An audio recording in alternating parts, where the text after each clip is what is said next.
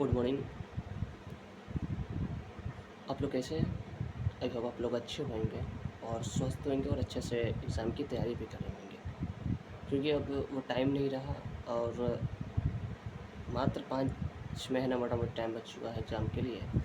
Matric हो, inter हो, जो भी हो, उन सभी के लिए बहुत ही अभी उस मोमेंट का है समय है, जिस समय में ज़्यादा से ज़्यादा रिवीजन करना इंसान के लिए बहुत ही बेहतर एग्ज़ाम विद्यार्थियों के लिए बहुत ही महत्वपूर्ण होता है, ताकि वो एग्ज़ाम को क्रैक कर सकें और क्रैक ही नहीं बल्कि अच्छे नंबर से क्रैक कर सके, अच्छे नंबर से पास हो जाए। इसी को देखते हुए मैंने एक सेशन स्टार्ट किया, जिसका नाम क्रैश कोर्स है और ये क्रैश कोर्स में सिर्फ टॉपिक की रिवाइजिंग है और ये अभी चैप्टर 1 चल रही है। चैप्टर 1 का मनुष्य का पाचन तंत्र आज हम लोग पूरा क्लियर किया। इससे पहले एक सेशन 2 सेशन कंप्लीट हो चुका है और आज इसका तीसरा सेशन होने वाला है और ये तीसरा सेशन है, पार्ट 3 है। आप इसको देखना ना भूलें। चलिए हम स्टार्ट करते हैं बिना देर किए हुए। आपसे एक बात है कि चैनल को बनाए हो तो सब्सक्राइब, वीडियो को लाइक और वीडियो को ज़्यादा से ज़्यादा शेयर करें, ताकि सभी दोस्त इस क्रैश कोर्स का लाभ उठा सकें। चलिए स्टार्ट करते हैं आज मनुष्य के पाचन तंत्र से। एक फॉर्मेट में इसको तैयार किया गया है कि आज हम लोग पढ़ेंगे मनुष्य का पाचन तंत्र में। आज जो पढ़ने वाले हैं वो पढ़ेंगे छोटी आंत को। छोटी आंत के बारे में हम लोग जानेंगे। चलिए स्टार्ट करते हैं। छोटी आंत क्या है? आहारनाल का सबसे लंबा भाग है। ये क्या है? सबसे लंबा भाग है। आहारनाल का जो है सबसे लंबा भाग है और जो इसका जो आकार होता है वो कैसा होता है? बेलनाकार होता है। पाचन पूर्ण छोटी आंतों में हो जाती है। इसकी लंबाई 6 मीटर और चौड़ाई 2.5 सेंटीमीटर होती है। यानी जो छोटी आंत की जो लंबाई होती है वो लगभग 6 मीटर होती है और जो इसकी चौड़ाई होती है वो कितनी होती है? 2.5 सेंटीमीटर होता है। भिन्न भिन्न जंतुओं में इनकी लंबाई भिन्न भिन्न हो सकती है। जैसे मांसाहारी जंतुओं में इसकी लंबाई अधिक होती है।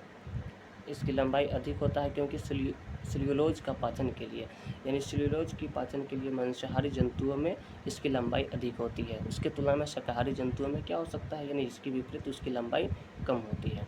तो ठीक है, ये छोटी आंत का स्ट्रक्चर है। यानी छोटी आंत आहारनाल का सबसे लंबा भाग, बेलनाकार आकार, पाचन पूर्ण होती है, लंबाई और चौड़ाई और भिन्न भिन्न जंतुओं में भिन्न भिन्न लंबाई और इसकी मांसाहारी में ज़्यादा होती है।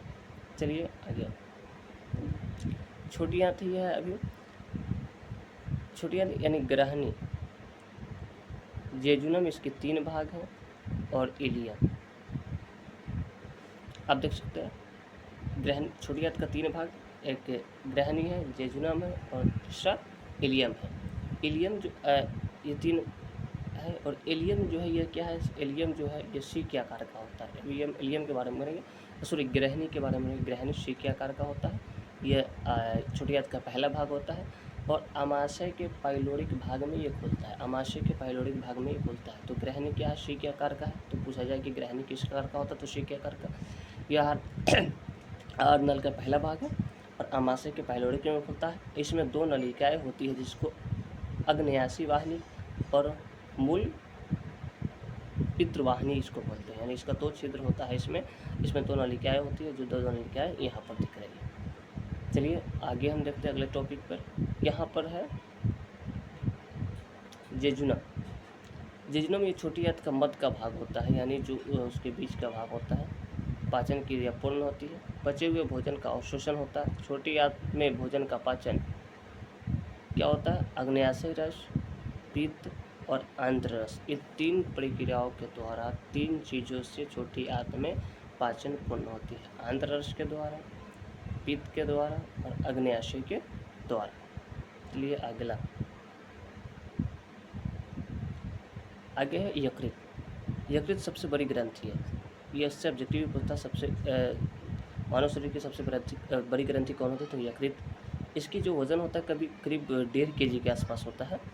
ये उदर गुहा के दाहिने भाग में अवस्थित होता है। यानी ये उदर गुहा का जो दाहिने भाग होता है, दाहिने भाग में ये अवस्थित रहता है। इससे जो है इसमें क्या क्या होता है? पित्त का स्राव होता है, मूल पित्तवाहिनी इसमें होता है और मूल पित्तवाहिनी का क्या है? ये यकृत नलिकाएँ पित्ताशय से निकलने वाली नलिकाएँ के साथ मिलकर न पित्तवाहिनी का निर्माण करता है। मूल पित्तवाहिनी क्या है कि यह यकृत नलिकाएँ यानी जो पित्ताशय से निकलती है, निकलने वाली नलिका के साथ क्या करते हैं? मिलकर किस चीज़ का निर्माण करती है? पित्ताशय का निर्माण करती है। पित्ताशय का निर्माण करती है। उसके बाद ये कैसा रहा कि हरा गाढ़ा रंग का क्षारीय पदार्थ होता है। कौन सा पदार्थ होता है? मूल पित्तवाहिनी जो होता है हल्के हरा रंग का और गाढ़ा क्षारीय पदार्थ होता है। संचालन क्या पित्ताशय के थैली में से ना, इसका संचालन कहाँ से होता है? पित्ताशय के थैली से। पित्ताशय का कार्य क्या होता है? तो ग्रहणी अम्लीय काइम को क्षारीय बना देती है ताकि एंजाइम पर उसका क्रिया कर सके, वो एंजाइम पर क्रिया कर सके। दूसरा कार्य है लवणों की सहायता से वसा का विखंडन ताकि इसे तोड़ने वाली एंजाइम उस पर कार्य कर सके। तो दो कारण हैं, ये दो इसका काम है। पहला काम क्या है कि अम्ल को क्षारीय बना देता है, और दूसरा है कि लवण की सहायता से क्या करते हैं? वसा को यह विखंडन कर देता है, यानी तोड़ देता है। चलिए आगे, अगला है आग्नेयाशय। तो ग्रहणी के घिरे पीले रंग का एक थैली है, ये आग्नेयाशय क्या है? ग्रहणी को घिरे, ये ग्रहणी जो है इसको घिरे रहता है, और ये पीले रंग का एक थैली है। ट्रिप्सन, एमाइलेज, लाइपेज और न्यूक्लियेज इसमें पाई जाती है आग्नेयाशय में। आंत ग्रंथि क्या? छोटी आंत में भोजन का जटिल अघुलनशील अणु सरल अणु में बदल जाता है। क्या करता है कि जो छोटी आंत में जो भोजन होता है वो जटिल होता है, उसे तोड़ कर सरल अणु भाग में बदल देता है, जिससे काइम और भी तरल हो जाता है। जिससे काइम क्या हो जाता है? और भी तरल हो जाता है, जिसे चाइल कहते हैं। इसको क्या कहते हैं? चाइल कहते हैं। और चाइल में पचे भोजन का अवशोषण इलियम के द्वारा होता है। और चाइल में जो होता है ये मतलब ये क्या है? तो जब छोटी आंत में भोजन को छोटे छोटे अणुओं में टूट जाता है तो उसे चाइल कहते हैं। और चाइल के जो पचे हुए भोजन का अवशोषण कहाँ होता है? इलियम में होता है। यानी जो भी पचा हुआ भोजन होता है उसका इलियम में